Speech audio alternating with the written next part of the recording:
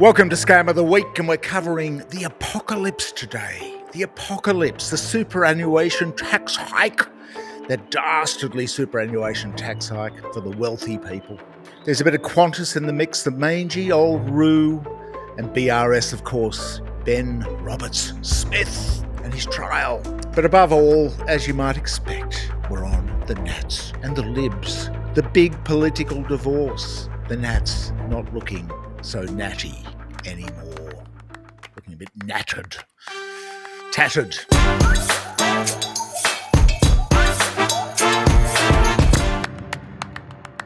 The big divorce whose messy proceedings are still underway as we film this Scam of the Week. If you're late to the story, the election massacre of the Liberal Party led to the declaration by Nats leader David Littleproud that they would pull out of the coalition after decades on policy differences. Yeah, you got to love that. Policy differences. It's a big call. Didn't know they had much in the way of policy except for coal and a few things like that. Bit of a slush fund. But anyway, Malcolm Turnbull emerged during the week amid all this kerfuffle in the media to say that the Nats were holding a gun to the head of the Liberal Party.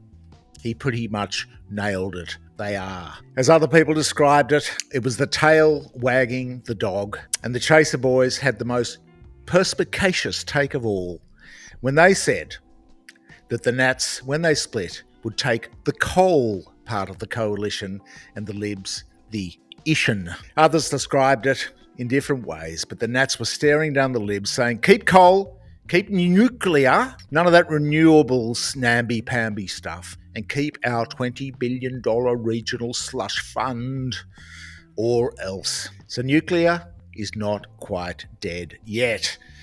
That's why we're wearing our merch, the Nuclear Neverland, because it's never, ever going to happen. Anyway, the new Liberal leader, Susan Lee, poor Susan, was too softy-lefty for the Nats and Gina, too soft for Gina's liking. But then the Nats backflipped. Yes, they backflipped majestically during the week, or half backflipped. What's the scam? They had second thoughts. What's going on with these second thoughts? Might it be back, the marriage suddenly be back together again? Was it about the fossil stuff, the fossil fuel stuff? Had the Libs agreed to give them all the concessions that they wanted? We suspect that the fact that if they're no longer in the opposition, all the potential shadow ministers would have to forego $60,000 in shadow ministers' allowances. That could be part of it. But did they suddenly realise that it was a David Littleproud power grab and maybe not such a great idea? That disunity was death, which it will be. Was it due to Barnaby Joyce's marriage counselling? Because, of course, Barnaby had plenty to say behind the scenes. Or, and we think this has probably got the most to do with it, did some lawyer tap them on the shoulder and say that the Liberal Party actually legally owns the LNP, the Liberal National Party, which dominates in Queensland? They are the owners, and the National Party is an affiliate of the LNP. So here's the catch, right? Clause A.3 of the LNP Constitution names itself as the Queensland division of the Liberal Party of Australia. Well, the Nationals, they're just affiliated. That small distinction carries really big consequences. The Liberal National Party's assets, branding, and legal identity are all technically owned by the Federal Liberal Party and not the National Party. So in fact, it might be headed to the courts to be resolved. And of course, that kind of action would probably blow them up if they had to sue each other. Anyway, we didn't hear much this week from the fairly smug Labor government with their 94 seats compared to the 44 for the coalition. And as Napoleon would have said, or is said to have said, never interrupt your enemy when he is making a mistake. We did hear from Andrew Wilkie, however, the excellent independent MP who retained his seat of clerk in the election, who remarked that, to quote Andrew, with the crossbench, including the Nationals possibly matching the Liberal Party total, the crossbench would or could become the opposition. And a crossbencher could become the opposition leader. It would make for an interesting leadership contest. bit of a stretch from Andrew there, but we are in for many thrills and spills. It's all up in the air. But what's up with this hysteria over the great big nasty superannuation tax hike? You'd think the world was ending, that it was Armageddon. Now, what's happening with that superannuation tax hike? That class war proposal from the Labor Party to hike the tax on wealthy superannuants. We've seen a lot of that sort of nonsense in the fossil media this week, the Australian and the AFR. How about this one? Labor's super tax will make Australia uninvestable. Oh no. The AFR somehow must have twisted its numbers to get to a $95 billion tax grab on the part of the Labor government. In reality, it's just a little bit of fiddling around the edges. Let's check the facts. Let's have a look at the facts here. This is not a super tax, as per that glaring headline, as in a new super tax. This is a reduction in very generous tax breaks for wealthy superannuants. That's what it is, a reduction in the gift already. We said, we're not going to give you as much of an easy go here. We'll just take a little bit from your very large superannuation accounts, because it only, of course, affects people with over $3 million in super. So if you're a married couple, $6 million, $3 million each. So therefore, it only affects 0.5% of superannuation accounts. In other words, just rich people. And even then, on $3 million in your super account, it will only cost you a reduction of roughly $1,500 or a little bit extra in tax, $1,500 a year. So it's not Armageddon. It's not the apocalypse. It's not the world ending. It's just a whole lot of rich people and their lobby groups and their media assets screaming like banshees. We do agree with some of their narratives, however, and we should put it, so we don't get smacked around the chops ourselves with a lot of people whinging about this terrible superannuation tax hike. And that is that taxing unrealised gains is not a good idea because they haven't been realised. It's just markets move up, markets move down. They should be taxed when they're realised.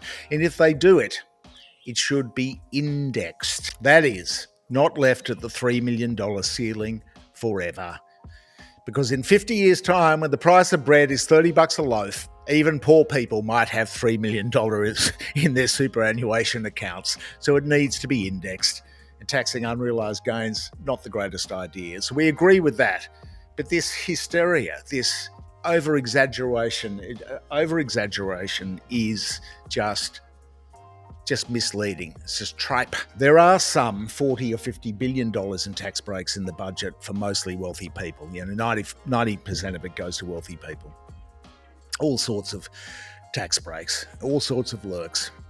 And that's around about the same size as the age pension. So it's unfair, the whole system, and it does need reform. As for the idea that modest reduction in concession spells disaster for the economy, which is the AFR's line, in their op-ed pages, it's not a disaster for the economy. People won't stop investing in startups because, let's face it, superannuation people, it's not there for startups.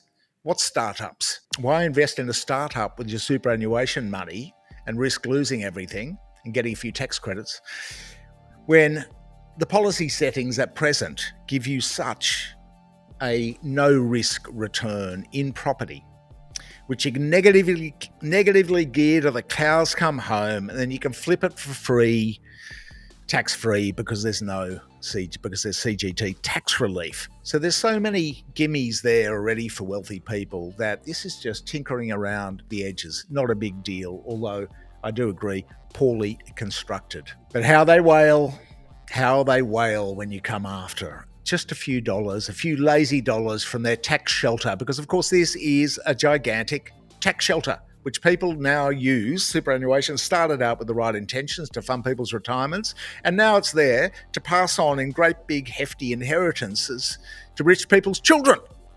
That's what we're subsidising, and younger Australians, working Australians, are subsidising this system through their taxes. That's the unfairness in the system. It needs an overhaul. Meanwhile, in the courts, there are a couple of beauties this week. Qantas, a mangy old roo, the only airline company in the world to sell 8,000 ghost flights, 8,000 fake flights in a gargantuan fraud, and claim that their customers were not really, in their defence, they claimed, they told in legal documents that their customers were not really buying flights. They were buying rights, bundles of rights to fly. There you go, that's lawyers for you. So there's Qantas. They copped a puny $100 million fine for that, paid by the shareholders, after roping in $3 billion in COVID handouts. Well, this week, Qantas was found by Justice Michael Lee of the Federal Court of Australia that the airline company had misled the court. Yep, they'd lied to the court in relation to evidence in a fight with their unions, a court case with their unions. In New South Wales, the penalty, of course, for perjury is, what is it? It is imprisonment for a maximum of 10 years. Not for Qantas, though. Perjury is... The penalty for perjury for Qantas is shucks. Busted lying again. Oh well, business as usual. And BRS. Ben Roberts-Smith, the former hero turned villain. The I'm not a criminal BRS, who's now racked up $40 million in costs from Kerry Stokes' wallet in defamation proceeding costs, the biggest one for many, many years, biggest in history, I think. He appealed. But the appeal was struck down this week and the case fell apart in the court. And when it was found, the court decided that, to quote them, unlike most homicides, there were 3 eyewitnesses. So the original decision in the defamation trial was upheld. Fairfax had a big win, another win. And talking about eyewitnesses, we published a story this week by Stuart McCarthy, a former soldier, a former officer in the ADF in the Australian Defence Forces. Stuart, which after a 2-year investigation found, we'll quote him, an Australian intelligence operative flew approximately 70 surveillance missions on civilian SKA 350s fitted with the same camera and SIG-INT, signal intelligence, presume that is, equipment on contract to the US task force operating in Afghanistan, Iraq, Libya, and East Africa. And Stuart's source told him that, to quote Stuart's source, there are quite a few what-ifs. But the MX-15 camera certainly had the ability to capture high-res video footage of potential war crimes taking place. If the operator was pointing in the right direction, doing his job, and zooming in on the target areas. The question is, what edited footage was included in intelligence and operational reports up the Australian chain of command? Because, of course, the generals don't know anything about war crimes. Nothing. The Afghanis certainly know. The Afghans certainly know a bit about them. But who has these video files now? We haven't heard about them until this week in Michael West Media. Was the evidence buried? Will it ever see the light of day? Certainly it didn't make it to the Brereton War Crimes Inquiry. Whitewash. Amazing that the only guy from the ADF in jail right now, the only person to have taken responsibility for anything, was David McBride, the former army lawyer, essayist lawyer, the whistleblower who is in jail. And in a few days' time, we'll know if his appeal for his sentencing it'll be heard in a few days' time, and we'll know the result then. David, they're letting him out of jail, that do-gooder, to hear whether he goes back to jail for 5 years or not. It's a big one, that one. It'll appeal to the High Court after all that. But, elsewhere in Scam of the Week land, Penny Wong, she was a contender definitely for Scam of the Week because she refused to join the more strongly worded warning to Israel from the UK, France and Canada, who actually warned that they might actually do something rather than just contributing advice, surveillance, military hardware, weapons to the Israeli government genocide of the Palestinians. So she put out a little statement. It was pretty feeble, got smashed on social media for that. And then later in the week, she sprung into high indignation, did Penny. After hundreds of murders in Gaza, not a word, Penny said that she tweeted that she was shocked and appalled at the killing of 2 Israeli embassy staff in Washington, D.C. It looks like a little bit of a false flag operation again there, but we don't know yet. We'll wait to see what happens there. But she was shocked and appalled, was Penny, at the killings of these 2 people. Hundreds of people are being killed in Gaza, women and children, little children, But Penny's appalled and shocked at these two people, these Israeli embassy staffers in Washington. So the result was, of course, that Penny's tweet was well and truly ratioed, with retweets dwarfed by angry replies 150 to 850, what's that, 7 or 8 times. Mostly WTF, Penny Wong, you serious? Yes, don't worry, Australia's not a racist country. We just treat different people's lives differently. They're not all equal, but we're not racist. But Scam of the Week should go to this guy, JP Langbroek. JP Langbroek, the Israeli Arts Minister. Oh, sorry, not Israeli Arts Minister, the Queensland Arts Minister, giving a speech in Tel Aviv. Sorry, not Tel Aviv. In Robina in Queensland. Here he is, JP, Jean-Paul. There he is. Jean-Paul was involved in the latest muzzling, just incidentally, of free speech in the arts. Creative Australia, good old Creative Australia, they were there again. It was their money. When it came to pass that the Indigenous author, Karen Wilde, was stripped of her literary prize after somebody complained. Jean-Paul, he was involved. She'd written a book about the stolen generation, and she was going to get 25 grand from Creative Australia and win this prize. Alas, it didn't happen because somebody complained that she tweeted about Palestine. There you go. Just another tweet. Persecuted for a tweet. Shades of Mary Kostakidis, Antoinette Lattouf, Peter Lawler, and many, many other Australians who'd expressed concern at the genocide. Speaking out about war crimes gets you persecuted. Backing them keeps you in the team. Seems to be falling apart a bit finally now, but you can read all about it in the MSM.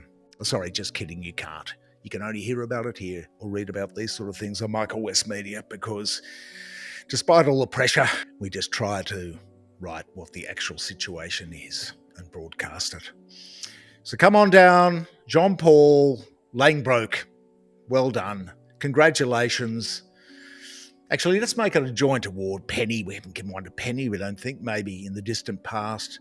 For being queen of the ratio, she really should just log off Twitter and go on Blue Sky, queen of the ratio, services to the state of Israel and the propaganda market. We can't award it to the Nats and the coalition because even though they have completely dominated with this chaos that's going on, they're only scamming themselves. And we don't think it's appropriate that we should award this prestigious award of Scam of the Week for people that are simply scamming themselves, shooting themselves in the foot. It will go on for some time. So thanks for tuning in. Please like, share and comment, hit the bell, subscribe if you can, throw us a few bucks on Patreon, and we'll see you in the coming week.